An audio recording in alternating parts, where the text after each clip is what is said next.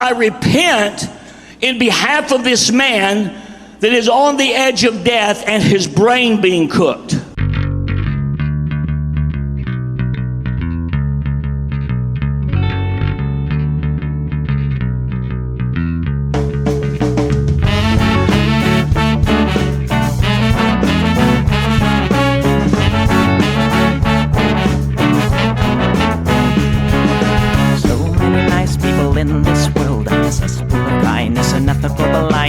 So please excuse my sarcastic tone. I'm a bit underwhelmed by the sample shown.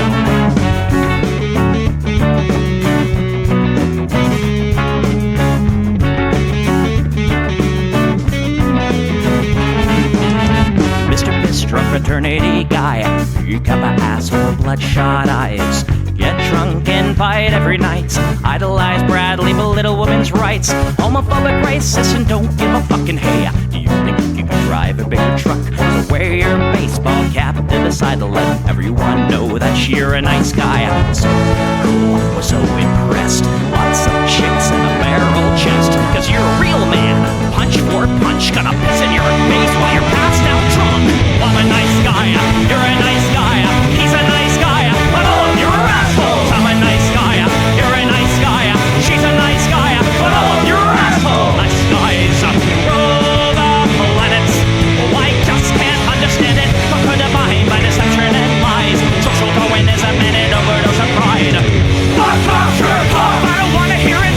Fuck off, Sherlock! Read into the lyrics, cause everybody gets their just desserts. As long as you remember that nice guys finish first.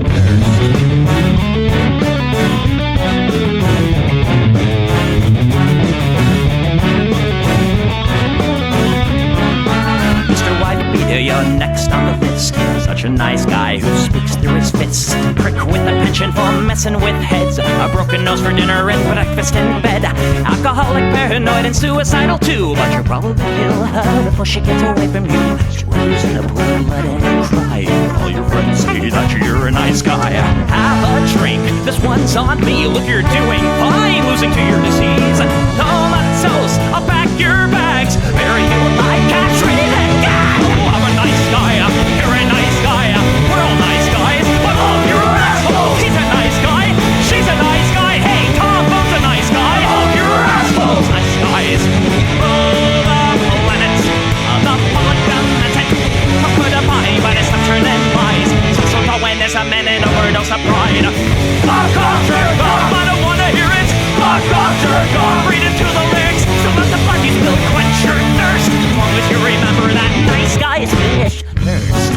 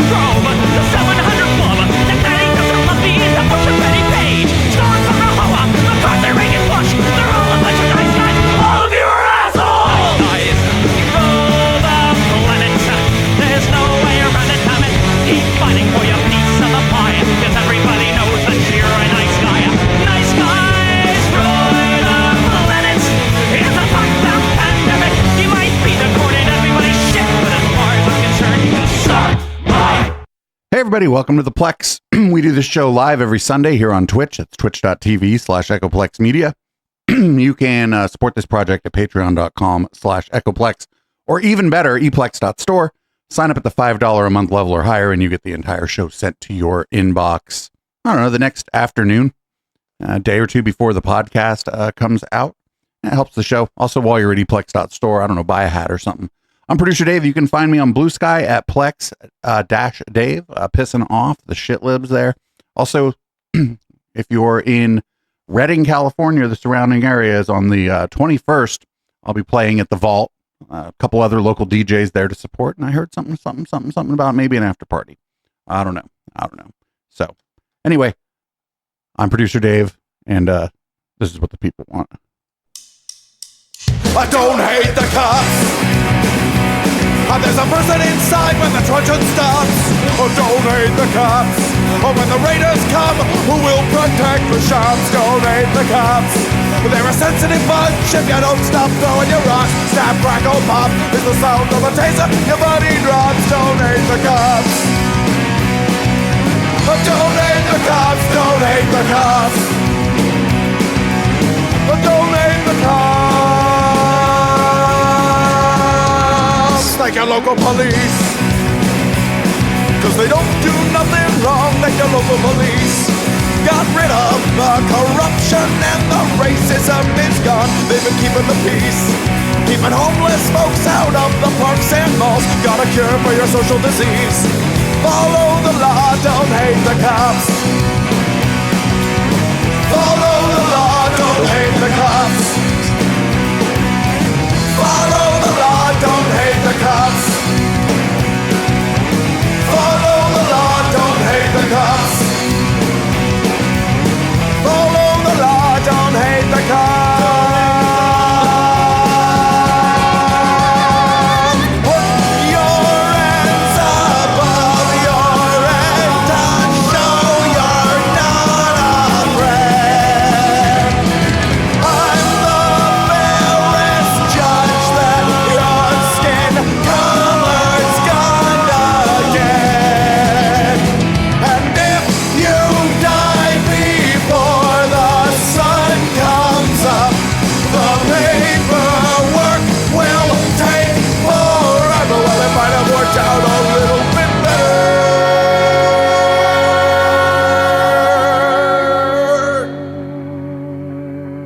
if you didn't hate the cops.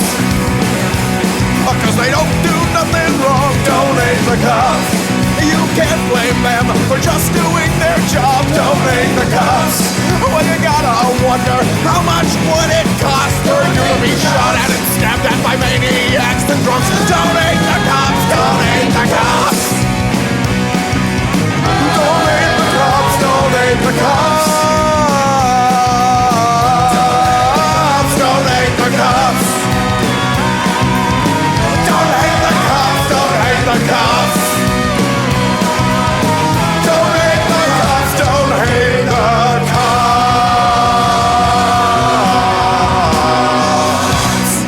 Well, sometimes I find a story and I'm just not sure where to put it on the docket, so I put it first. This one, I mean, I wish this maybe would have happened in San Francisco and not New York, because as we might say on the Tuesday show, this is pretty down ballady. Also, I noticed on here it's Ellie McLogan, who I'm sure is a wonderful reporter. It says Queens reporter, but I think it means Queens, New York. I don't think it means like, Queens. Anyway, I'll just let this story speak for itself.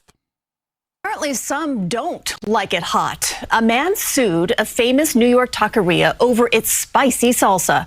It was a German tourist who claimed Los Tacos #1 did not warn him just how spicy its salsa was. According to the complaint, Faisal Mans said his tongue burned, his mouth hurt, and his blood pressure soared after eating the green salsa at the Times Square restaurant in August of 2024. The judge, though, dismissed the claim, saying Mans never sampled or inquired about the salsa before eating it. The restaurant argued salsa is often spicy. Enough said.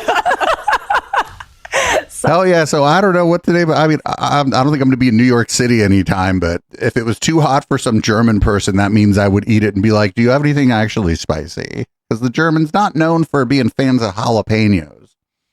They're good at schnitzel, though. So that was fun. The rest of the show is not going to be fun. We've been checking out war propaganda coming out of the Department of War. And here's more war propaganda from the U.S. government.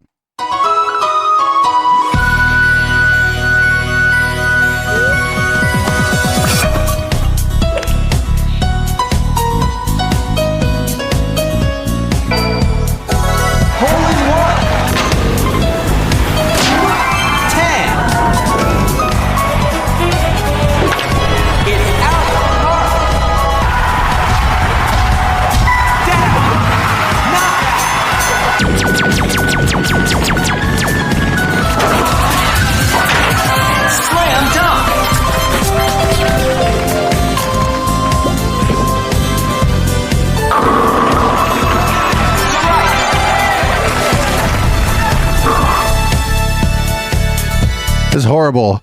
This is horrible. I mean, like I'm going to be a little bit different than like the comments you might see on the Blue Sky on that, because a lot of and I don't know, I didn't see the comments for that particular one, but there's a lot of people are like, oh, I wish there were adults in charge of this war. And it's like, that's not really the right take. I do wish there were like fucking responsible people in charge of our country. Maybe we wouldn't be doing any of this. Maybe we wouldn't be blowing shit up. I don't know. But it's real bad to use like a Nintendo game in that way. I don't know. Nintendos are like, they're games for kids and they're like fun. And like, also Nintendo's known to be pretty litigious. Maybe Nintendo can sue the US government for appropriating their imagery of their video games. Up next, though, did you know we started bombing Iran because they were going to attack us within a week? I mean, that's the story now. I don't know. This might have been the story on Monday. The story may have changed since then. With us, had we not done the B-2 raid, and have we not done this one where we said, nope, it's time to go in, we have to go in, have no choice. Number one, if we didn't go in, they would have come in after us, because I see the Democrats trying to justify it, and they're failing because the voter on the street is saying, you got to be kidding. But I see where they're going, where they're always saying, no, there was no reason. Well, I'll give you the best reason of all.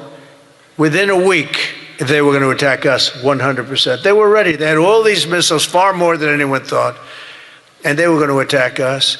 But they were going to attack all of the Middle East and Israel. And if they had a nuclear weapon, they would have used it on Israel.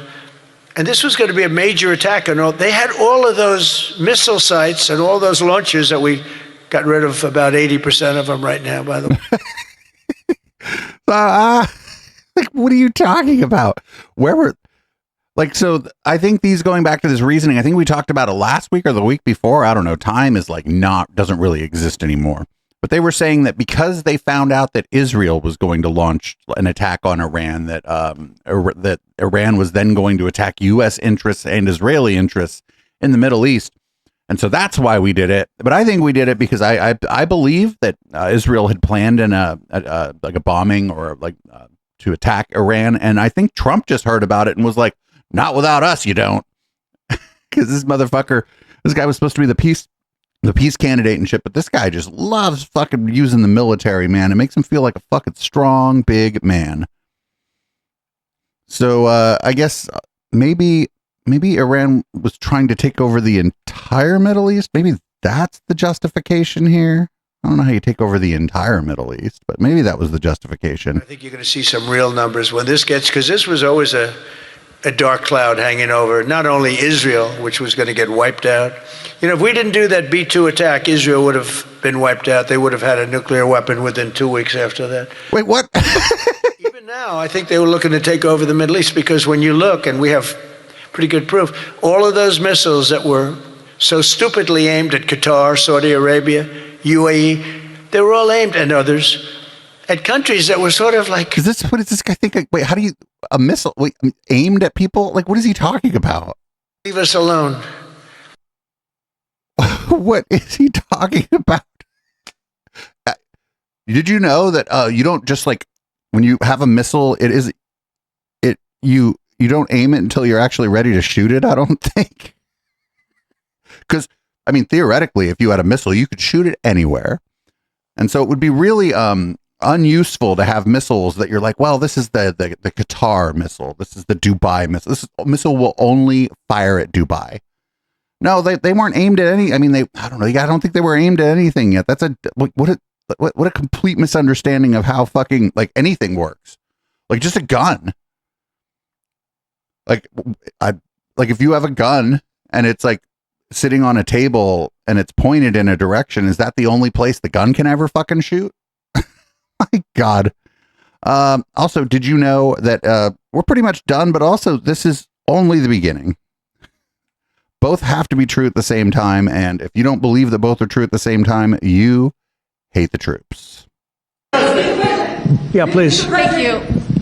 Thank you. Mr. President, you've said the war is, quote, very complete, but your defense secretary says this is just the beginning. So which is it, and how long should Americans be prepared Well, I think for you could this war say to last both. for? It's the beginning. It's the beginning of building a new country, but they have no Navy, they have no Air Force, they have no anti-aircraft equipment. It's all been blown up. They have no radar. They have no telecommunications, and they have no leadership. It's all gone. So, you could look at that statement. We could call it a tremendous success right now as we leave here. I could call it, or we could go further, and we're going to go further. But what would have been successful would have been not to do any of this. Oh, this is fun. This one's fun. This is a question I think that the press pool should be asking this guy a little more often, different versions of this question. It's like, why are you the only person making this claim? Why aren't even the people working for you making this particular claim? You just suggested that Iran somehow got its hands on a tomahawk and bombed its own elementary school on the first day of the war. But you're the only person in your government saying this. Even your defense secretary wouldn't say that when he was asked, standing over your shoulder on your plane on Saturday. Why are you the only person saying this? Because I just don't know enough about it. I think it's what I was told is under investigation. But tomahawks are used by others, as you know. Numerous other nations have tomahawks. They buy them from us. But I will certainly, whatever the report shows, I'm willing to live with that report. I don't know. I just said it because I don't know. Sounded good to me when I said it. What's your problem? Did you know, actually, Press Secretary Leavitt's going to be asked about that. Did you know that the president has a right to give his opinion about things? I don't know if you knew that. On the Iranian school, why did President Trump say yesterday that Iran may have Tomahawk missiles when there are only 3 other U.S. allies plus the U.S. that have those missiles and therefore could... Look, again, the President said yesterday he will accept the conclusion of this investigation by the Department of War. I know there's been a lot of speculation in the media about who may be responsible for this. We're not going to get ahead of the Department of War and the conclusion of that investigation. The President has a right to share his opinions with the American public, but he has said he'll accept the conclusion of that investigation. And frankly, we're not going to be harassed by the New York Times, who's been putting out a lot of articles on this, making claims that have just not been verified by the Department of War, to quickly wrap up this investigation because the New York Times is calling on us to do so. The New York Times is all out there fucking trying to figure out what's going on, making claims, not giving them to them by the Department of War. Homegirl, that's called journalism, right? That's what the newspaper is supposed to do, right? The New York Times hasn't done a great job of that, actually, over the last, I'd say, 10 years, right? But that's what the press is supposed to do. They're not supposed to just be like stenographers for the Defense Department, although they often act in that capacity. Did you know, everybody, sinking ships is fun? It's fun. It's like, you ever played that game Battleship? It's like that, except people die. The Navy is gone. It's all lying at the bottom of the ocean. 46 ships. Can you believe it? In fact, I got a little upset with our people. I said, what quality of ship? Excellent, sir. Top of the line. I said, why did we just capture the ship? We're going to use it. Why did we sink them? He said, it's more fun to sink them. I said, they like sinking them better. They say it's safer to sink them. I guess it's probably true. Safer for who? Not for the people on board. And I suppose maybe like the fucking wildlife around the fucking ship that you sink probably doesn't feel very safe when that shit's happening either. They don't even know what the fuck that is. They're just doing your little fish shit, fucking swimming around like a fish, and all of a sudden, kablamo! And you're like, well, you're not like anything because fish don't really think, but.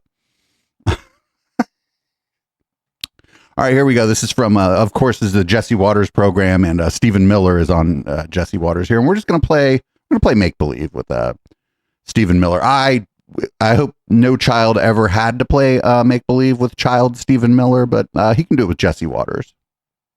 So when he sees the strait close and oil prices go to 100, what does the president feel about that? Like, what is his posture there?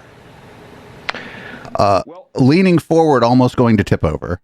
It underscores above all else, Jesse, how this was the last chance that the United States had to take action against a regime that was planning and plotting to kill Americans and that had the ability to strangle, if it wished, global commerce in the future, backed by long-range missiles, backed by nuclear weapons. So just again, as a thought experiment, imagine if this— It's a thought experiment. right now, weaker than ever before, imagine if that regime instead had nuclear weapons, instead had long-range missiles that could reach an American city. Like, imagine if everything wasn't exactly as it is now, but it was different and would have justified the things that we're doing. Imagine if we were justified in our actions, or were able to at least have some sort of plausible notion of being justified in our actions.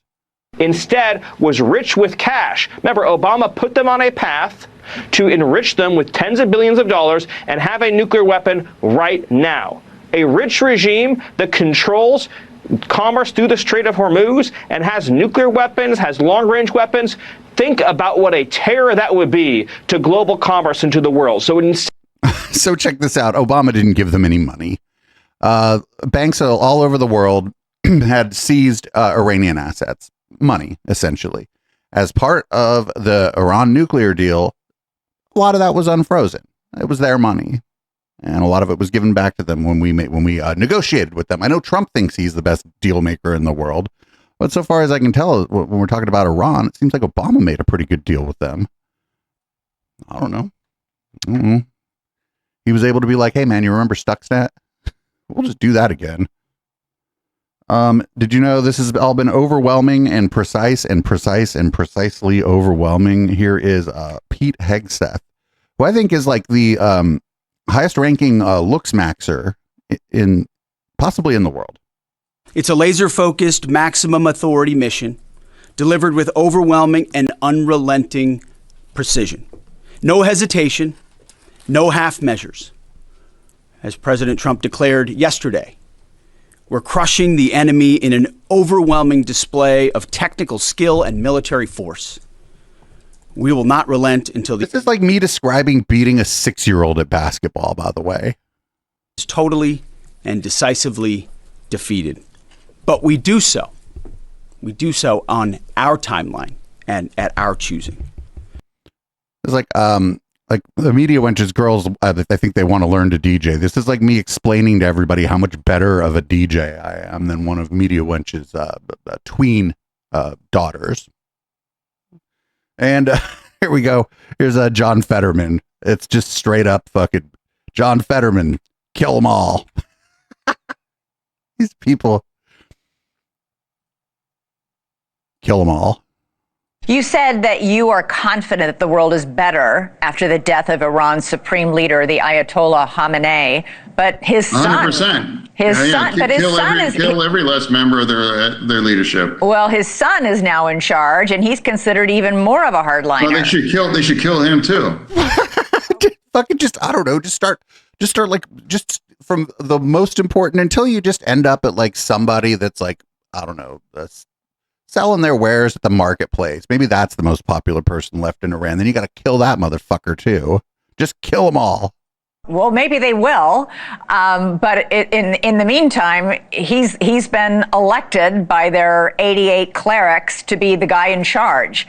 It's hard to see how we're better off with him in charge. And did you expect the Iranian people to rise up, as I think President Trump expected, and encourage them to do? Well, there's also a fact that he hasn't been able to produce a video or scene in public. We bombed them. Also, we took away their access to Adobe Creative Cloud, and he's really trying, but he's having a rough time with Caden Live. At all. Why? Maybe they're seriously injured. It could be very hard to just sit down and even do a video and have them put that out. So hopefully he is significantly wounded. And if he does recover, I do absolutely support, having Israel to just eliminate him along with any other. Why don't you do it, man? Fuck it. I mean, I'm always going to support that. I think it's a good thing to continue to eliminate, leaders of Hezbollah, Hamas, and the Iranian too. And Jesus Christ. Whoa. Dude, I don't know. They can't make any videos. Did we take out some of their internet infrastructure? Are they maybe just not trying to leverage X the Everything app or TikTok right now? Maybe they have other things going on. Oh boy. So this next one, we actually, I think, have the full interview for Red Light. So make sure you do stick around for Red Light. But then there's this guy. We were a little bit ahead of that game on this guy. This is Alex Karp from fucking Palantir. And this is just a 30-second hit on his on what he thinks AI and the Iran war strategy should be, essentially. So that what makes America special right now is our lethal capacities, our ability to fight war, both because we've been doing it for 20 years, because we have meritocracy in our military, and because we finance it in a way no other country has, and because the AI revolution is uniquely American. It's like every company, all the model providers that are relevant, and the ontology that makes them valuable, and the chips that they run on are built in this country. And that's happening. So there's good open source models out of China. I don't know if that's a great thing. Be like, I don't know, the ability to just rain hell down on somebody fucking just because the president gets mad or whatever. It's a uniquely American thing. I'm not sure that's a thing we should be proud of as Americans.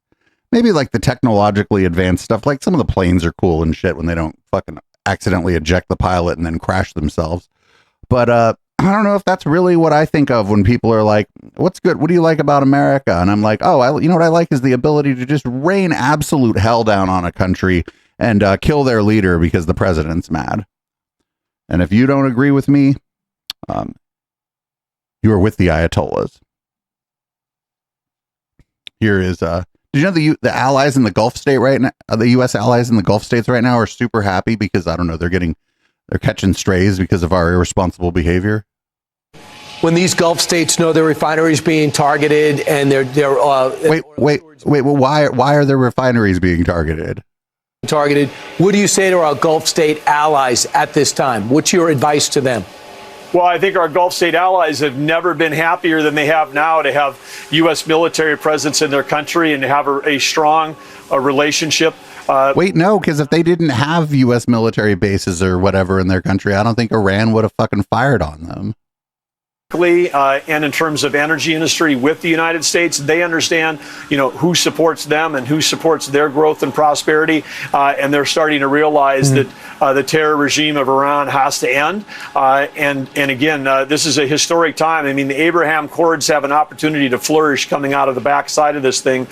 We could see, again, the short-term interruption traded for long-term transformation of peace and prosperity. And again, when that happens, energy prices are going to come down all over the world.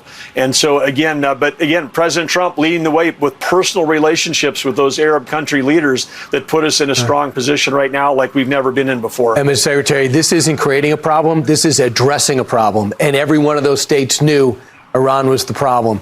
Thanks so much. Appreciate it. Thanks for joining us this morning. I don't know. I wouldn't say they were over there minding their own fucking business, but the problem seems to be the United States and Israel. Like, because none of this would be happening if the U.S. and Israel just chill the fuck out. So here, this is fun because remember how last summer Trump was like, oh, we destroyed all their nuclear capability. Well, that's true, but also it's not true because they were going to have a nuclear weapon soon. And here's Steve Witkoff to explain to you how it is simultaneously true and not true. Something about a cat in a box or something. I forget the metaphor. All right, Iran cannot have nukes. Let's see. Hillary Clinton said it, Barack Obama said it, Joe Biden said it, Kamala Harris said it, and Donald Trump said it. And the president, again, was begging them basically for a deal. Now, they made this negotiation. Wait, begging them for, we already had a deal.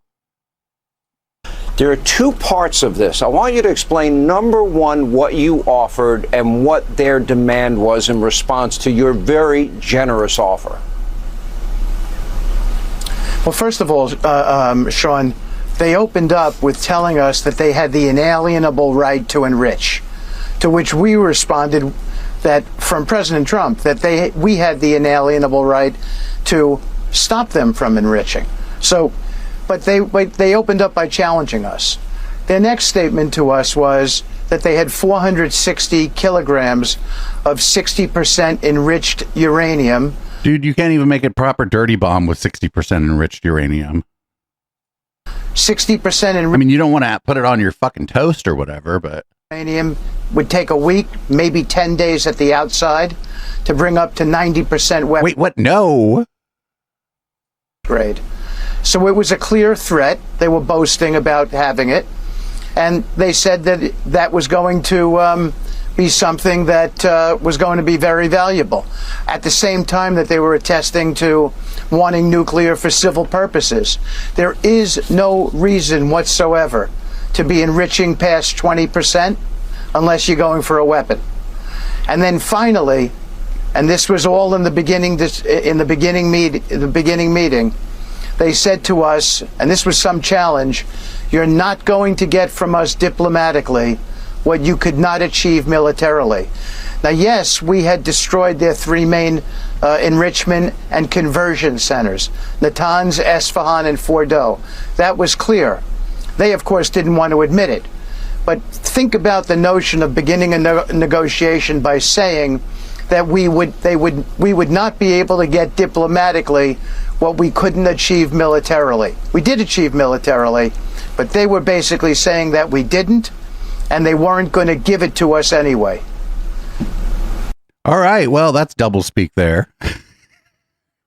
We did destroy their nuclear capability, but also they were going to have a bomb in 10 days. Fucking. All right, so this one's only 16 seconds. I don't usually like 16 seconds, but does anybody remember Alina Habba? Oh, this is fantastic. This is a great little clip here. We've seen it time and time again. And frankly, President Trump should be commended for being the only one with the cahoots, frankly, to go after them, not just for America, but for the world. Yes, we are going to see short-term oil issues, but those will be relieved. There are other ways that we can solve that. I hate when I get kicked in my cahoots. Man, these people suck. Up next. Oh, did you know that there's been reporting that the let's say folks affiliated with loosely or directly with the Russian government have been helping Iran find targets, been helping them with targeting. Well, I don't know if you know this, but when Trump, I guess, talked to Putin, and Putin said, "Nah," and so we should just believe that. Do we think that the Russians have shared intelligence about the location of U.S. military assets? And if they have, why would we be giving waivers on Russian oil sanctions? Well, I'm not an intel officer. It's because Vladimir Putin has the most cahoots. I can tell you that yesterday on the call with the president, the Russians said that they have not been sharing. That's what they said. Mm-hmm. So, you know, we can take them at their word, but they did say that. And yesterday morning, independently, Jared and I had a call with Ushakov, who reiterated the same. So, you know, that's a better question for the intel people, but let's hope that they're not sharing. Yes, that's the Russians. The Russian intelligence, famous for never lying. I mean, I don't know if it happened or not, but the fact that they're like, oh, we're going to take them on their word for it. Like, why? Why would you do that? You should probably try to endeavor to find out. Anyway, here's Rand Paul. Usually I refer to him as one of my least favorite racists, but when it comes to like war and like civil liberties stuff, he's usually generally okay, and he's certainly right here. As far as the reasons for the war, there have been many different reasons floated, but none of them, I think, have been very convincing. One reason is that we want to free the Iranian people from oppression. I have a great deal of sympathy. I want people to be free around the world, but if our foreign policy is to free oppressed people, I'm not sure where war would end. I mean, there are many people that are said to be oppressed in China, Tibet, the Uyghurs, North Korea, Russia. Where would war end if our goal is to free oppressed people? So I think that goal is too grandiose and would perpetually tie us up in war. Another statement has been made, well, they're a week away from a nuclear weapon. You can take clips from the 90s all the way through the present of people arguing that they're a week away from nuclear weapons. Then there were arguments made where their ballistic missiles are almost able to reach the U.S. But then our intelligence countered that and said really they would be 6 months to a year if they made that attempt. We were also told their nuclear weapons were obliterated, and now we're told their nuclear weapons are just moments away from being a bomb. So I guess I don't think the arguments are valid, and I think war should be the last resort, not the first resort. A war of choice is not my choice. Well, I understand that, but I mean, these are. Oh, that was Maria Bartiromo. I wanted to hear what Maria Bartiromo said after that. She's like, I understand that, but also, do you know how cool it is to blow up poor brown people and people with the wrong imaginary friend? Have you considered that, Rand Paul? Aren't you a Christian, Rand Paul? I don't know what she said, but it was it's probably something along those lines. So here's Brian Kilmeade. You know how that they're having some problems in the Strait of Hormuz, like shipping vessels have been destroyed. Well, Brian Kilmeade has a solution, and it's, as you might imagine, it's pretty fucking stupid because Brian Kilmeade is one of the stupidest people on television. If they could get the prices of oil up, that the president would have to draw from the conflict. So just careful, guys. Right. And he said they should go to strategic oil reserve. That's what Joe Biden did to get prices down without a crisis. The administration announced $20 billion maritime reinsurance plan. So he's saying, hey, guys, even though we get the oil, the market's flush, this is fear, I'm still going to insure your ships. So go through the strait. And, you know, that's just part of it. If you want to diminish the Iranian threat, if you want to make sure that this ends up with complete Iran capitulation, sow some guts and go through that strait and do it. I have an idea. Let's put Brian on one of the boats to report live from one of the boats that's like one of the boats where the ship captain is like fucking Leroy Jenkins and fucking decides to drive the boat through a fucking active war zone with his crew and an embedded reporter from Fox News. These are merchant vessels, right? These are a lot of, I mean, these are a lot of like international and multinational companies trying to get oil and other goods from one place to another.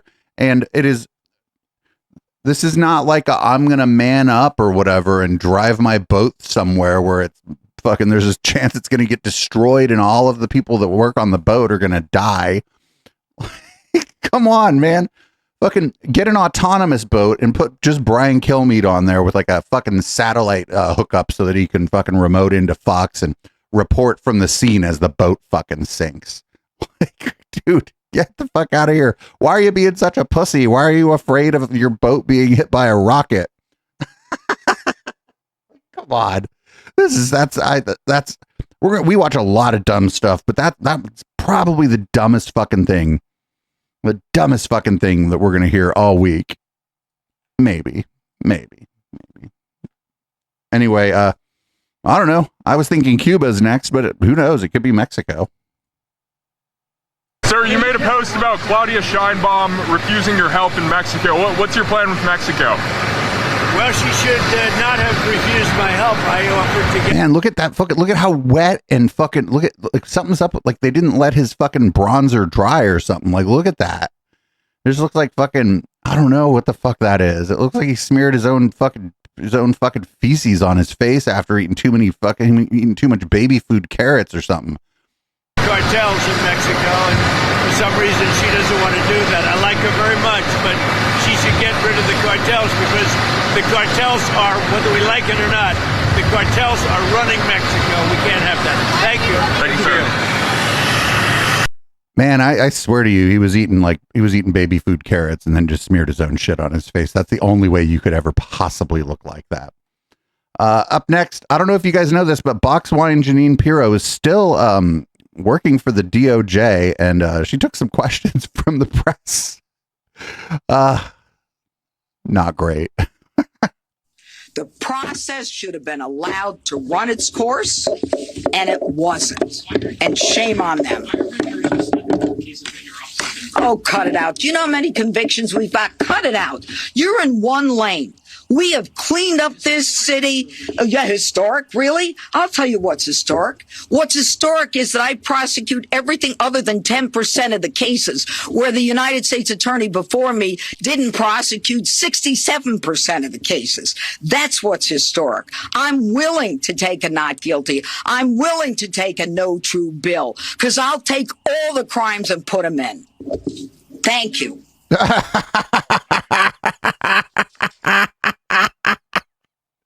She's like, I am willing to not allocate resources in an efficient way such that I will only try cases that I'm quite sure I can get convictions on. She's like, I don't know anything about this. She's like, if somebody puts a fucking thing in front of me and I'm like, we're going all the way with this one. No plea bargains, nothing.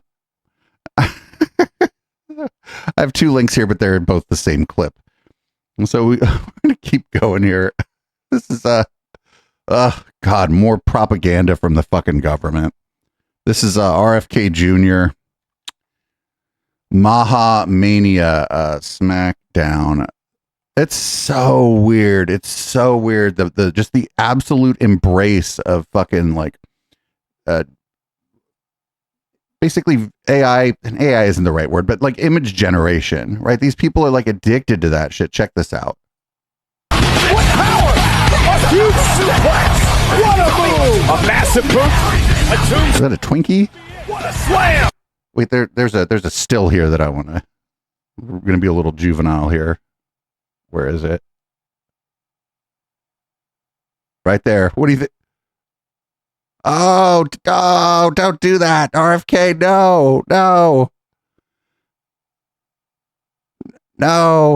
This could be it. What a slam! Right in the center of the ring. Punishing strikes. What a maneuver. Look at that rotation. And a massive slam. This is incredible. Eat real food. Sorry, that was juvenile, everybody. When it said online, it's like twink looking for daddy. It doesn't mean a Twinkie. RFK Jr.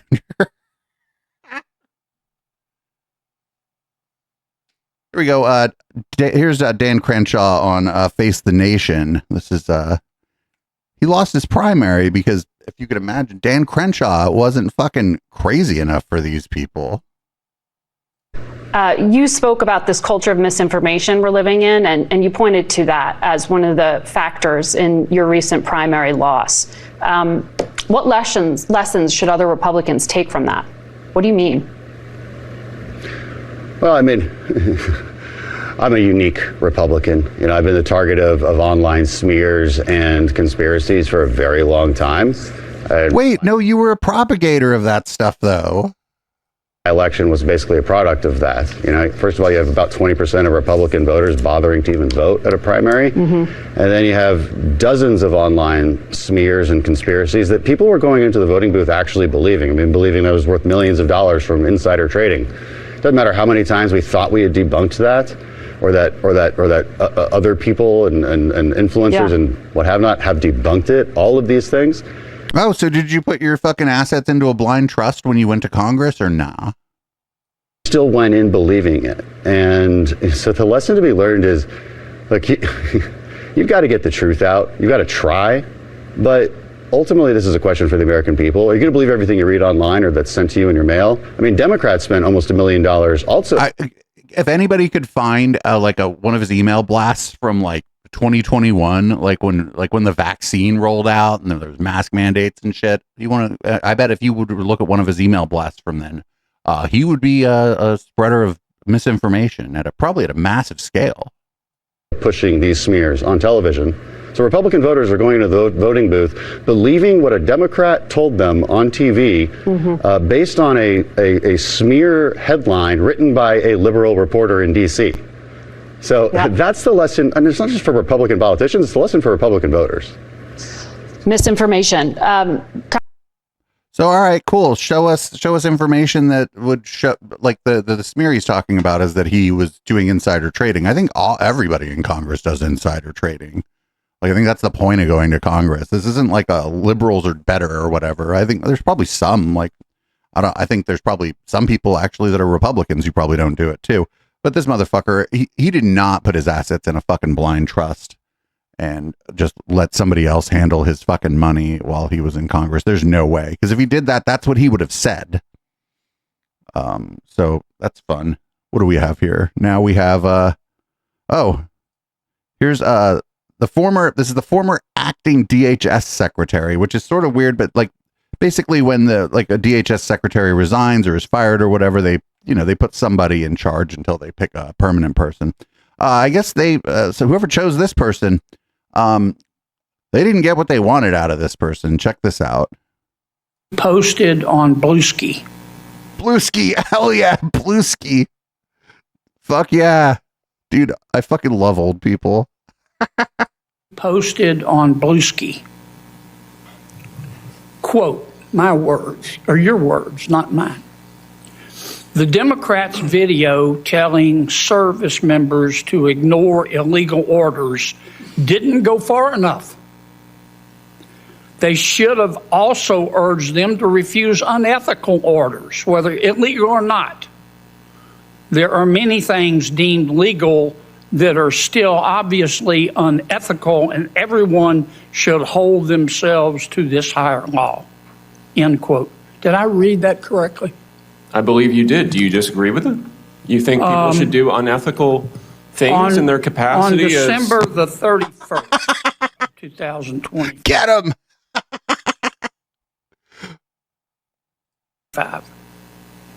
You posted in front of God. But wait. Do you disagree with what I said? Let me finish my question. I'm sorry. Answer, sir. Sure. In front of God and country. You said, quote, they, referring to Republicans, think they can troll their way into us accepting ethnic cleansing. End quote. Your words, not mine. Did I read that correctly? That was in regard to a Department of Homeland Security post about advocating 100 million deportations. That is what DHS has tweeted from their own account. 100 million deportations would be ethnic cleansing. You would be removing 1/3 of the country. So, yes, there are people within the Department of Homeland Security. And you don't think this is hyperbolic? Give me 30 more seconds. I think advocating 100 million deportations is having fun here, ethnic cleansing. Oh, he's having fun. Doesn't look like you're having fun to me. This guy's like, I don't know, you disagree with that? You think people should be running around doing unethical shit because the government tells them to? February 5th, you quoted you said the following on Bluesky. Your time's up. These are all good, but there's no enforcement mechanism. I'm sorry. Let me try a better one. On March 2nd. He's laughing at him. These people hate being laughed at. Did you hear him? You just laughed at him. Said, quote, if you rule against Trump's population purge agenda, no hyperbole there, the nativists will name you, threaten you, and come after you. These judges are much braver than the ICE agents who hide behind masks while violating the Constitution. They are much braver. They put their names on their rulings and they stand behind their constitutional rulings. When I talk about population purge, I'm talking about the fact that they're trying to deport U.S.-born citizens, people born here. They are trying to deport them as well. So it's not a mass deportation agenda. It is also an agenda intended to reduce the population of the United States, including U.S.-born people. So these are not hyperbolic statements. I appreciate you reading my account. I appreciate your research. Here's the good news. What planet did you just... Wait a minute, Mr. Chairman. What planet did you just parachute in from? No. Yo, I mean, I don't know why that guy wanted to work for the DHS in the first place, but if the Dems take over, like, in 2028 or whatever, I have an idea for who should run the Department of Homeland Security. And it's that guy. I know. Anybody who wants to work for that organization, blah, blah, blah, but somebody's going to fucking do it because we're not going to abolish the DHS. So we should put that guy in charge because he seems okay. Seems like his Bluesky, as we were told, is on fire. That guy's killing it on Bluesky. Did you know that people in poverty are just in poverty because they suck at navigating the world? There aren't systemic factors or whatever. They're just irresponsible. Check it out. And people living in poverty are just not very experienced at navigating the real world, right? I remember talking to one young lady who said, well, I don't really know how money works at a grocery store because she grew up and has lived all of her adult life, using SNAP cards to buy groceries. And so you literally have to teach people how to budget. If this the buzzword today, let's face it, it's affordability, right? So when you go to the grocery store, as long as you're buying the right stuff, SNAP is essentially a cash equivalent. Like, you know, you can't buy booze and shit with it, which I think is a violation of everybody's right to get turned. But, you know, like, you have to budget that because you could buy lobster with it, but then you wouldn't have any money for anything else. So you are budgeting that money, actually. It's not like it's just a magical food thing where you go to the grocery store and you're on SNAP and they're like, here's, I don't know, a basket full of food. Thanks for coming to the grocery store. No, you check out with it. I see it all the time at the grocery stores, no matter where I've lived. People will run the one card and then, you know, it'll be like, you know, $80, $100 on groceries or whatever. And there's like $14 left that they have to pay with a debit card or cash or whatever, because some of the stuff in there isn't covered by it. I don't know what those things might be or whatever. It's none of my fucking business. And I certainly don't ask those people that. But yeah, those people are budgeting. That guy's an idiot. So we got another Elena Habba here. I don't know if you know this, but famous civil rights activist Reggie Jackson passed away. And there was a funeral, and Kamala Harris made some remarks at Reggie Jackson's funeral. And it just was, you know, inappropriate. But I think if you look at Kamala Harris's, if you look at polls, Kamala Harris's comments of desperation at Reggie Jackson's funeral, and she didn't even know him. You know, if you look at this, they're reaching so far, and the American people see.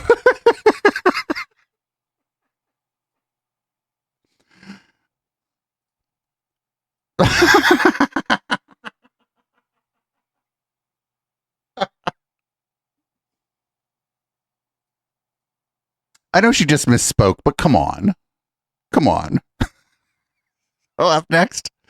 So I guess we need to deport Zoran, and we need to do it because of 9/11, which I think he was a child when 9/11 happened. Doesn't mean he didn't do it, though. I can barely listen to this man. The mayor, Mamdani, the headline of the day was that a peaceful protester exercising his First Amendment rights hurt his feelings, as opposed to blaming ISIS-inspired terrorists for tossing bombs into a crowd. I don't even know what to even say anymore. Do you have words to respond to this, sir? Well, I have one word. It's deport. I mean, the fact of the matter is Mamdani hates America, hates the Judeo-Christian civilization that we have here. You know, we're allowed to protest whatever we want. We hear this all the time from the left. When they were doing all this ridiculous stuff on our college campuses, people like this jerk mayor talked about how they had a First Amendment right to say whatever they want. That's not the issue. The issue is two Muslim terrorists who were inspired by ISIS, who traveled to the Middle East, threw bombs at people. That is the issue. You're allowed to say whatever you want in this country. You're not allowed to throw bombs. But Mamdani is covering for the Muslim terrorists that he supports, whether it's in the Middle East or whether it's in America. He should be stripped of his citizenship and he should be deported. Yeah, and I would like to also mention, you know, his wife liking dozens of posts celebrating what happened on October 7th. These people, they are who they are. They've never... Did she? I don't know if she did that. I think this might be incorrect. Go ahead, sir. Well, they rub it in your face. I mean, he wanted to say his wife's a private person. She's irrelevant. But then he had to bring her up, I would note, in that little statement that you played. They're laughing at us. It is part of the core tenet of their faith, the idea of taqiyya, the idea of lying and being manipulative to push the faith on us. Mamdani is a bad person. He is an evil person, and he is not someone who should be a citizen of the United States, let alone the mayor of New York. The mayor of New York City. Everyone apparently forgot 9/11 who voted for him. Don't forget 9/11. That fucking actually does suck that somebody tried to like bomb his event. It does seem that they tried to, that the person was like a religious extremist of the Islamic faith, so far as I can tell. But I don't know, like they're kind of conflating. They were kind of, it seemed for a minute like they were trying to conflate that with like a protest or something. I don't know. It seemed like that guy's not very smart. He's not very good at presenting his ideas. So, here, this is a county commissioner in Ohio. I'd like to find out, maybe we could watch one of this person's meeting. Her name's Drenda Keys, and she's going to tell us why actually we're at war again in the Middle East. It isn't the oil. It isn't because they were going to attack us. She's a Christian nationalist, so I bet you can already guess what she's going to say.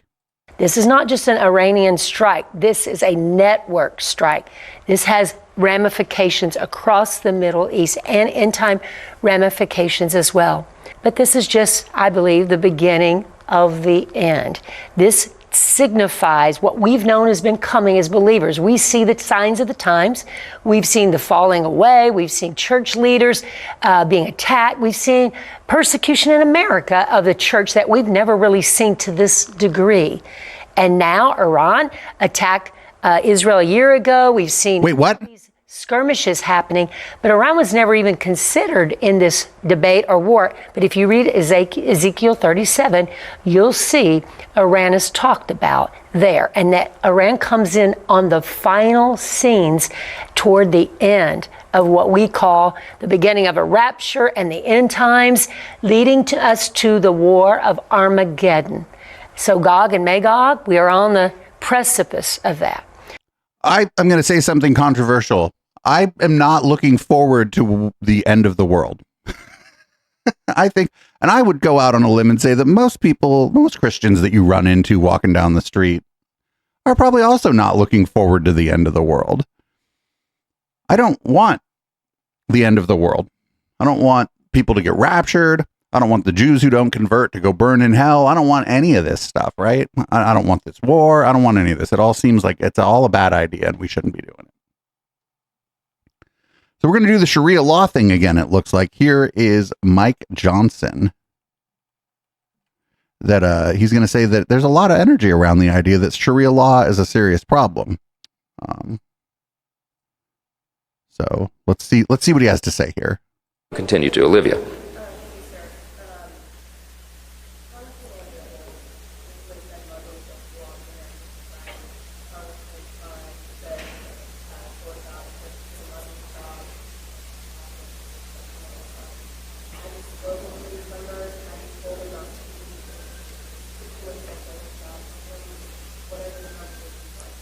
Look, I've spoken to those members and all members, as I always do, about our tone and our message and what we say.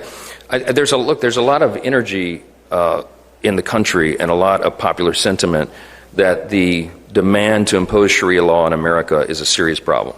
That's what animates this, and that's the the language that people use. It's different language than I would use, but I think that that's a serious issue. Sharia law and the imposition of Sharia law is contrary to the U.S. Constitution. Our Constitution is the greatest in the world. It's the longest surviving Constitution on the planet, and we're 250 years into this grand experiment in self-governance. And one of the principles that we believe in, stated first in the nation's birth certificate, is that all of us are created equal by God. It means every single person has inestimable dignity and value, and that we respect everyone's beliefs and their right to live out their beliefs. Oh, I hate when they do this. I hate when they the Declaration of Independence was like a Dear John letter to the fucking King of England, right? That's not the law. Also, you just said this is a secular country, like where there is no religious law. And now you're like, well, now we're endowed by our creator. Well, fucking you want the same thing, man. These people want the Handmaid's Tale.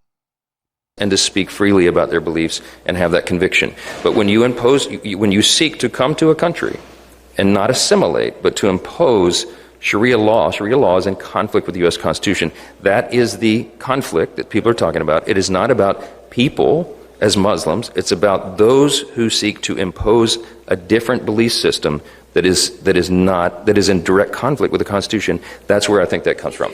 Back row.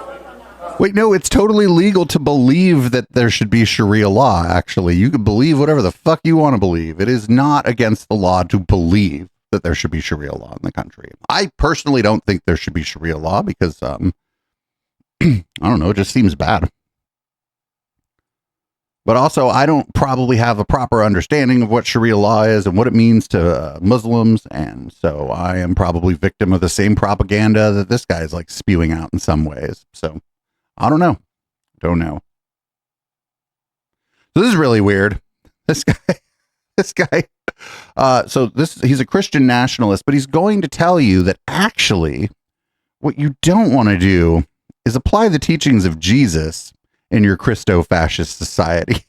It's like, we want Christian nationalism just without the Christian part, I guess. I've been in a number of these hearings, and you often see Matthew 25 thrown about, never in context. Sometimes it seems to be the only, I would say, scripture, but it's not even a full scripture, the only half scripture that the left would seem to know. And they use it to justify all kinds of spending. And I thought it was important to go through and just kind of put this in context about what was really being talked about in that chapter and who Christ was talking to. He was talking to his disciples, and it was actually a private meeting with his disciples. It wasn't even one of his open air arena speeches, so to speak. And so he was talking to us about somebody leaked the group chat. We should be taking care of our neighbors and doing those different kind of things. And the motherfucker's like, when he said to take care of the neighbors and all that kind of thing, he was just saying that to his friends. It was like advice behind closed doors.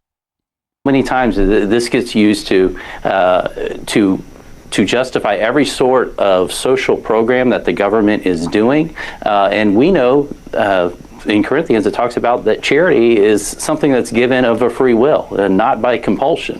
And taxes certainly are by compulsion. And so, we believe in generosity. Certainly we should be giving, taking care of our neighbor. That should be an extension of who we are. But we're almost $40 trillion in debt. And so we've got to prioritize. To who? The moon? The federal government has a specific constitutional duty and priority. And Scripture talks about the role of what a federal government's supposed to be doing or a government's supposed to be doing. It's a different role than the family. It's a different role than the church in the community. And so, it's important that we kind of put all these things in context as we begin to weigh Scripture, especially in the context of government policy. So this guy's thing behind him says Texas 27th District. I don't know if this guy's currently a representative or if he's running for office or whatever, but if he's a representative, how the fuck does he suppose his salary is going to be paid as the representative of the district if we're that's different because that's not charity. Oh, I get it. So he's fine with like taxing people for maybe to give him a salary, maybe even to give him a raise or whatever. But he doesn't want to tax me or you to like help one of our neighbors who's like down on their luck, maybe get some SNAP benefits so they can go buy some fucking food and fuck a Twinkie or whatever. So this isn't great. This is really bad news. Jake Paul's running for office apparently. This guy has guts. And he walked out with a broken jaw. Anyway, this was not the greatest fight. But you know what it showed? Lots of courage. Come here, Jake. Say a few words. These are your people. Yeah, what Mr. Trump has taught me is courage. We never back down from a fight, even if they're much bigger than you, much, much bigger than you. And I feel all the local Kentuckians feel the same way. You guys have that fight. You guys have that swag. There's a lot of young kids in here. The future of America. I grew up just a few hours away from here, and my dad taught me to fight. And all of our voices matter in America. And I'm never afraid to speak the truth, and I know you guys aren't.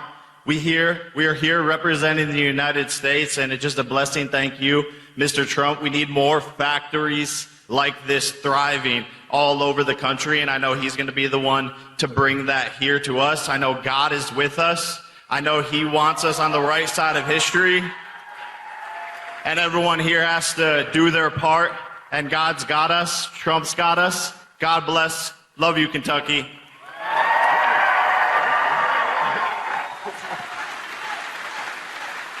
Call him Sweaty Jake. Call him Sweaty Jake.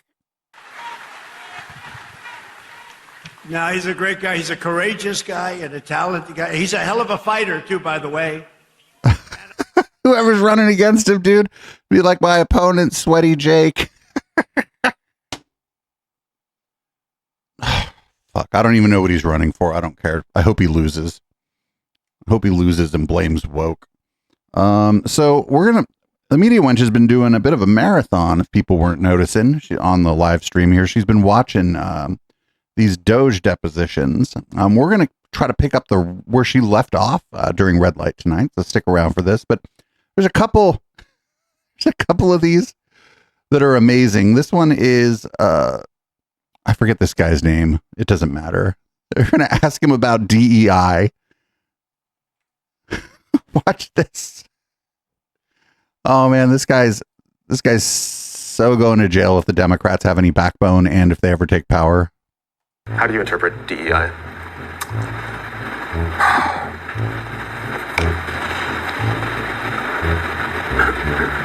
There was the EO explicitly laid out the details. I don't remember it off the top of my head. It's okay. I'm asking for your understanding of it. Yeah, my understanding was exactly what was written in the EO. Okay. So can you? I don't remember what was in the EO. So right now, do you have an understanding of what DEI is? Yeah. Okay. So what's your understanding as you sit here today in this deposition? Well, it was exactly what was written in the EO. And so anytime that we would look at a grant through the lens of complying with an executive order, we would just refer back to the EO and assess if this grant had relation to it. Okay, but I guess I'm stepping back from your methodology strictly in terminating the grants. Do you have an understanding as you sit here today of what DEI means? Yeah. Okay, so what's your understanding of what it means? Well, it is exactly what... Why is a documentary about Holocaust survivors DEI? Objection. It's the gender-based story that's inherently discriminatory to focus on this specific group. It's inherently discriminatory to focus on what specific group? The gender-based, so females during the Holocaust. And you believe that that's inherently discriminatory? I'm just saying that's what it's focused on. Sure. But this is related to DEI. Right. But you just used the term inherently discriminatory. What did you mean by that? It's focusing on DEI principles, gender being one of them. So a documentary that's about women would be DEI? Objection. Is that fair to say? No. Okay. So tell me why what I just said isn't DEI, but what you just said is DEI. Objection. It's a specifically focused on Jewish cultures and amplifying the marginalized voices of the females in that culture. It's inherently related to DEI for those reasons. Dude, you just say DEI means diversity, equity, and inclusion. Why can't you just say that? He thinks it means when female.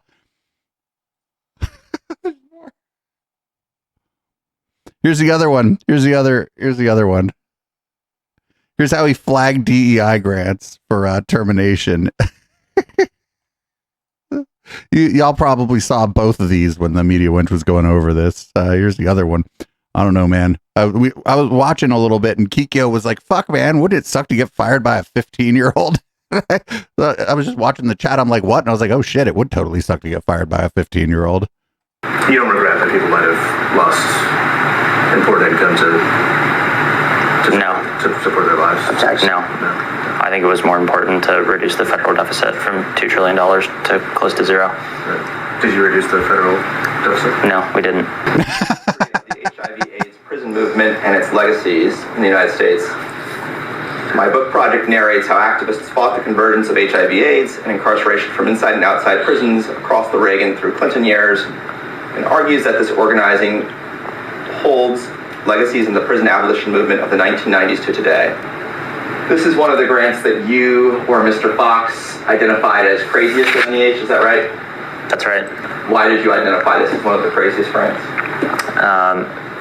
Because it references feminist and queer insights into prison abolition and LGBTQ studies. Any other reasons? No.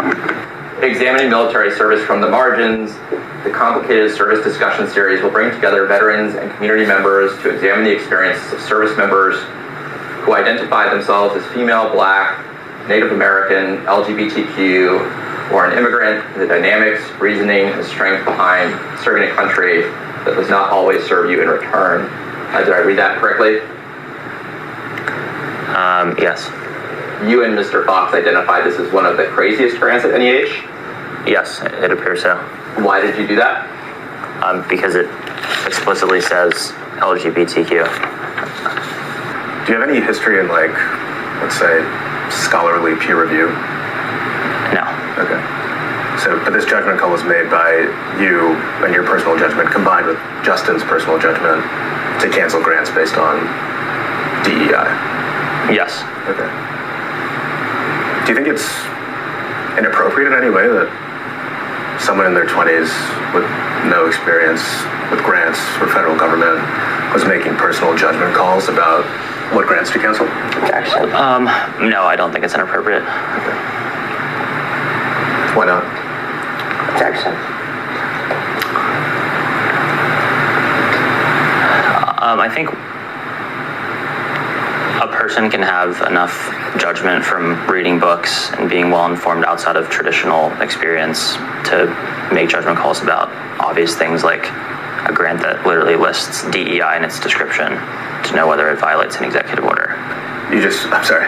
I'm saying books because you said books. What books would you have read that would have informed your opinion on what grants to cancel based on DEI? There were no books. One could have experience that, you might not have experience like in academia. And that's true. You could totally have experience that doesn't come from academia.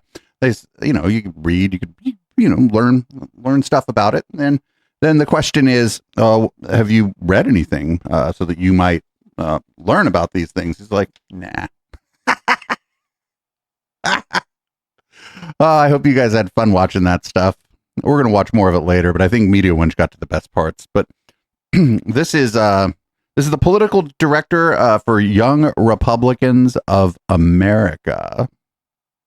And oh, fuck, he seems, I don't know, he maybe should have been on the Doge team or whatever. I don't know. Maybe Peter Thiel didn't want to fuck him, though, because I think that's how they chose the Doge team. Kai's in a photo with a guy we hate, Nicholas J. Fuentes. I'm going to be honest, I reject that paradigm too. How many? Let's say, look, I'll give you an example. And I want to be clear. These examples are meant to be maximalist. They're not meant to, equate the individuals. And you'll see why in a minute. Donald Trump has many, many photos with Jeffrey Epstein. What do you think Joel Berry has said about that? What do you think James Lindsay has said about that? Now, again, I am not equating Nick Fuentes and Jeffrey Epstein. Want to make that clear. Yeah, I know it sounds a little bit like that, not equating the two. Just want to be clear. It's a maximalist position. Certainly, Jeffrey Epstein is far worse than Nicholas J. Fuentes. I don't know, give a little Nicky Fuentes some time. Trump has plenty of photos with him. What has Joel Berry said? What if, and we'll make it personal this time, what's the guy's name that bit off a guy's ear? Oh, Mike Tyson. I'm talking about the boxer. Mike Tyson.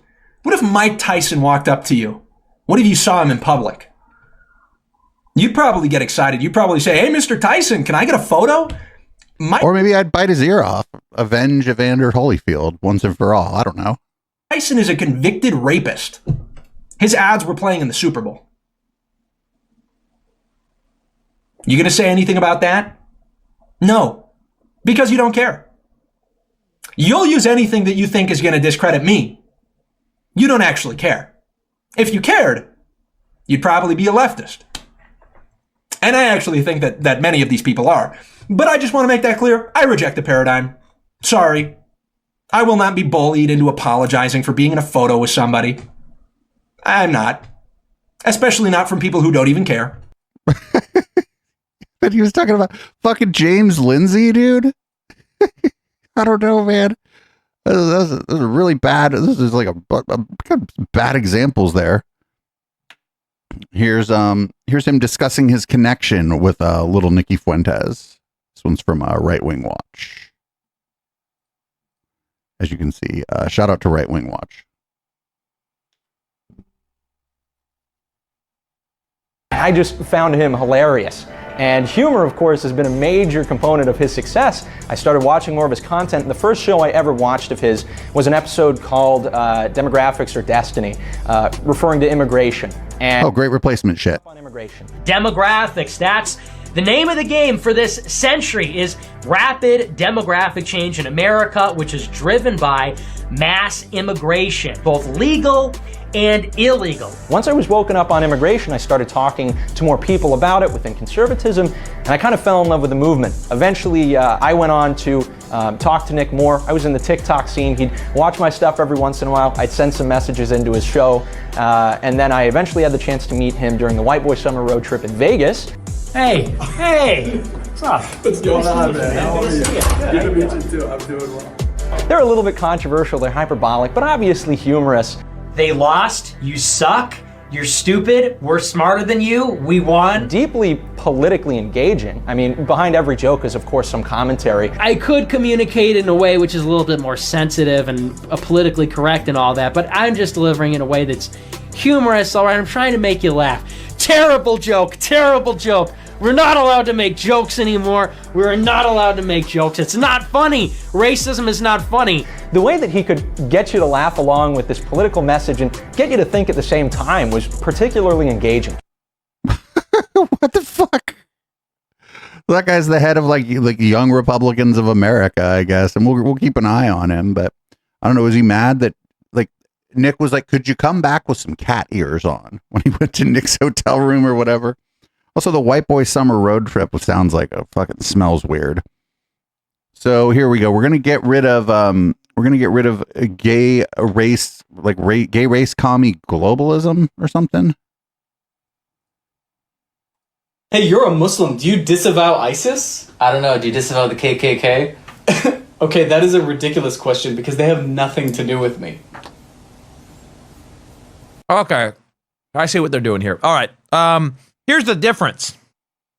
The KKK is a perversion of Christianity. ISIS and radical Mohammedans are, in fact, properly interpreting the religion of Islam. Islam is, in fact, not a religion of peace. It is a religion of violence. It is a religion that marries off 6-year-olds and deflowers 9-year-olds. And it is completely incompatible with the West. I sincerely hope and pray that every single Muslim stops worshiping demons and starts worshiping the Lord Jesus Christ. But we cannot pretend that we somehow have common ground with them. We do not.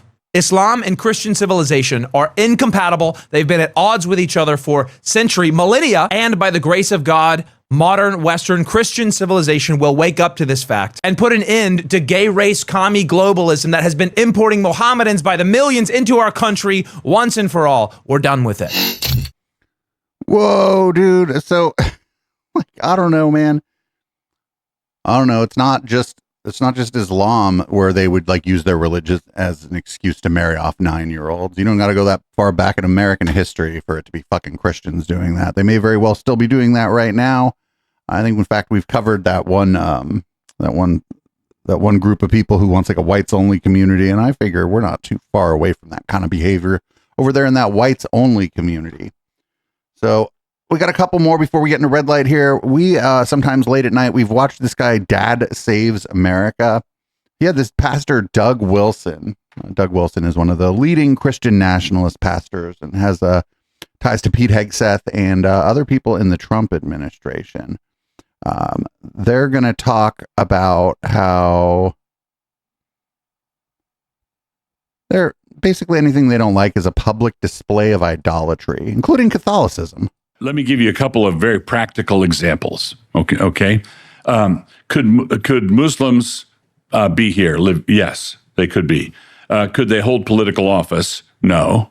Could Muslims gather together with their Muslim family and friends to pray to Allah? Yes.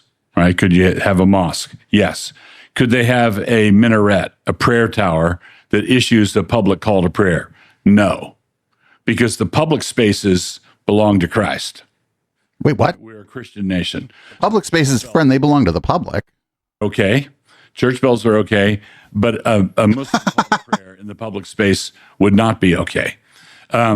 Catholic church bells would be okay.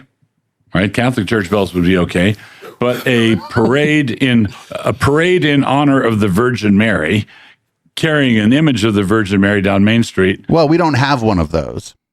Oh, right. So what about the basically Eucharist? What about the Eucharist? What about a Eucharistic procession? That's a new one. I would say probably not. It would depend on what was being done around it, how it was being conducted. But basically, public displays of idolatry, what the Protestant foundation of the law would consider to be idolatry, would not be allowed. So you wouldn't have a Hindu procession with a Hindu god. You wouldn't have a procession of the Virgin Mary. Right, but like, what about then a parade in honor of Donald Trump? Fuck, what about, they have a parade on Main Street, USA at Disney. Well, they hate Disney too, but not for that. But like, what about the Disney, like the Main Street parade at Disney? Some little kids be really loving fucking Mickey Mouse and Snow White and shit. Is that included? Because it sounds to me like he's just, when he says idolatry, he doesn't mean like worshiping an idol that isn't necessarily the Christian God or whatever. He just means any religious figure or religious figure that is not explicitly endorsed by evangelical Christianity, which is fucking The Handmaid's Tale shit. Anyway, what do we have? Oh, this gets real dumb. Here's a trad wife. Here's a trad wife influencer going to explain the ideal voting system. So, just so you know, here's what the ideal voting system would be for this particular trad wife, whose name I don't give a fuck about. As well, I shouldn't. She's a woman. I shouldn't need to know her name. My ideal voting system would be a one-family vote. So my husband and I would vote together. One household, one vote. Traditionally, like the husband would ultimately decide. But again, like I believe that a wife and husband should have the same political views. Wait, why? That's how the marriage works. That's how you're going to raise your kids a certain way. Wait, but that's not how being attracted to someone works. Up your power. I think we're a little bit too obsessed with the words power and empowerment, having this tyranny over men or feeling like we're the exact same as men. And women don't really respect that polarity anymore. They don't understand that they're completely different and they're so uniquely made that they want to be exactly like men. They want to make the same decisions that men make in order to feel equal to them. But we're not equal. We're completely different. You are not powerful because equal doesn't mean identical. You're not a man. You have different unique gifts and talents that you can contribute. And if we actually respected our differences and started to contribute instead of compete with one another, that would save a lot of relationships. That would save a lot of women from this sort of man-hating ideology that they have. A masculine man doesn't want to be told what to do by you. He doesn't want you to compete with him. He just wants you to be his piece. The word masculine I would replace with insecure, right? That's insecure. An insecure man doesn't want you to tell them what to do. I mean, sometimes if you're in a relationship, sometimes you're telling your fucking partner what to do. And it doesn't matter what kind of bits you got or whether you're a man or a woman or, even our NB pals. NB pals are probably in relationships where sometimes they fucking tell their partner what to do, because sometimes you got to tell your partner what to do because they're being a dumb fuck. I would assume that this woman, if she's in a relationship, a lot of these fucking influencers who are telling you all this are not. They're boss babes. But I would assume that if she is in a relationship with someone, that guy's a dumb fuck and probably needs to be told what to do sometime. So here's Dale Partridge. I'm trying to get like a read on this guy. I mean, I know that he's a Christian nationalist, but I didn't know this particularly. He doesn't like the fucking pill, I guess. Was birth control good for society? Yes. Is birth control? Yes. No, and here's why. Invented in the early 1950s, the birth control pill was the brainchild of three Jewish men, Gregory...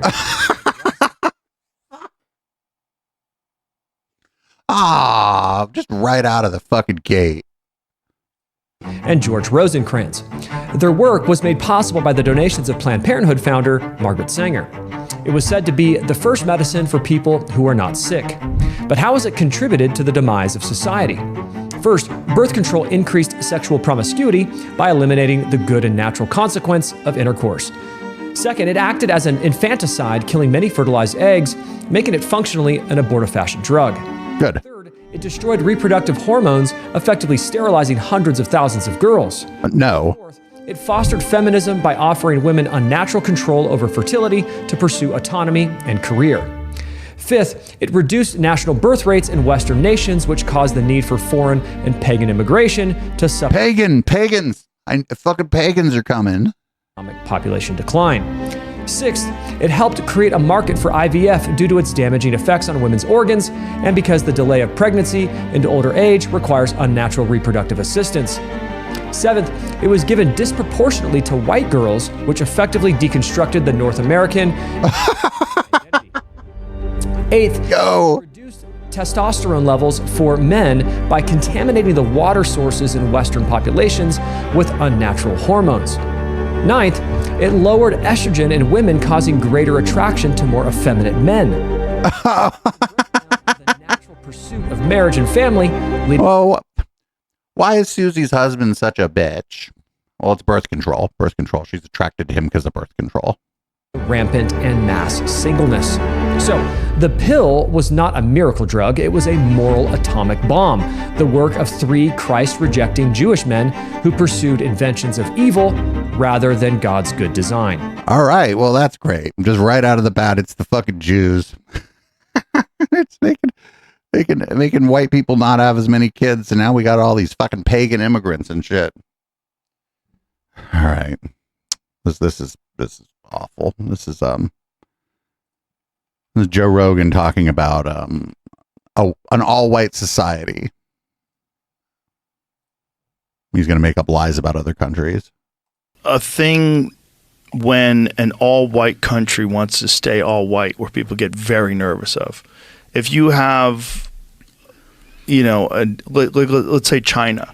Like, China is Chinese people. We all agree that it's like, well, Americans are American people, but we don't all necessarily agree on that, actually. Primarily with Chinese people. There's people that live there from all walks of life, all over the world, but it's mostly Chinese people. If China had decided that they wanted to remain Chinese and stay Chinese, and that being Chinese was very important to what China is, no one would have a problem with that. Yeah. When a country like Poland does it, you're like, oh, those white people, they want to keep everybody out. They want it to be all white. Yeah. And because that's post World War II. That's post Aryan race talk. That's post Nazi stuff. Well, no, it is just Nazi stuff. People are legitimately freaked out about. That's the most recent stain in our history where we look back and say, wow, that was close. Evil almost won that one. I think it'll. So what? Oh man, that reminds me. Remember that video we watched? It was like years ago, where Stefan Molyneux went to the countryside in Poland and was like, "I'm an empiricist, and there's no crime here in the countryside of Poland, and all the people are white." I'm like, "Oh, go to Warsaw, go to Warsaw." Talk about fucking how there's no crime in Poland, dumbass. Okay, so this is from a UFC event. We don't cover the UFC, but we're gonna cover this for sure. This UFC 326, and Mark Zuckerberg got booed. Mark Zuckerberg, the Meta chairman and CEO, has been in here since the early goings. Mark Zuckerberg, the Meta chairman and CEO, has been in here since the early goings. Mark Zuckerberg, the Meta chairman and CEO. Boo! Always boo these motherfuckers. Fuck Mark Zuckerberg. And that's the end of the podcast part of the show. We did real good, an hour and a half this week. Hour and a half. Usually we're desperately trying to keep this under 2 hours. And but real quick on Mark Zuckerberg, that's not really a lefty crowd at the UFC. I think that tilts right a little bit. But always boo Mark Zuckerberg. Fuck Mark Zuckerberg. So that's the podcast. Thanks everybody for checking it out. If you're listening on like Spotify or iTunes, or I guess they call it Apple Podcasts now or whatever, check out a live show sometime. Doesn't even have to be Sunday. It's twitch.tv/Echoplex Media. You can get the full show without doing that by going to eplex.store or patreon.com/Echoplex. Sign up at the $5 a month level or higher, and you get the audio and video sent to you the next day, 1 to 2 days before the partial version goes out on the podcast drops. Anyway, thanks everybody for hanging out on the live stream. Listen to the podcast part of the show. You know the drill. Stick around. we're going to be going into red light in a minute. Here's what we got for red light. We got Alex Jones is just not having a great time with all of this. There's this guy, Professor Jang, that just came across my radar that we're going to have to keep an eye on him. It looks like Sneeko and Asmongold are beefing or whatever. I fucking hate that I'm doing anything with this. Little Nicky Fuentes has a source that says the mass deportations are over. And we just haven't checked in on Jimothy Dore in a while, so we're going to check in on Jimmy Dore. And then here's a name, a blast from the past. I haven't heard about Ralph Reed in a very long time. So we're going to check in on Ralph Reed. And then we got Alex Karp on AI weapons and Iran. And then we're going to pick up maybe where the media wench left off on the Doge depositions. So everybody sit tight. We'll be back in a minute. I have to change the color of the lighting in here and pour myself a strong cocktail.